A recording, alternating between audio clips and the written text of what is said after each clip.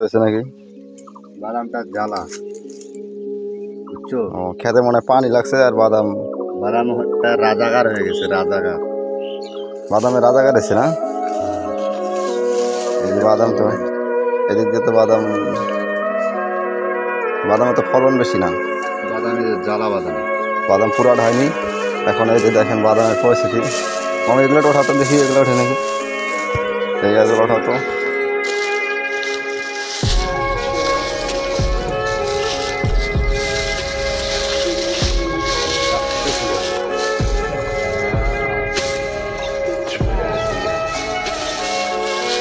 বাদাম ব্যাপার কি? বাদাম তো গরু লাগা দিছে।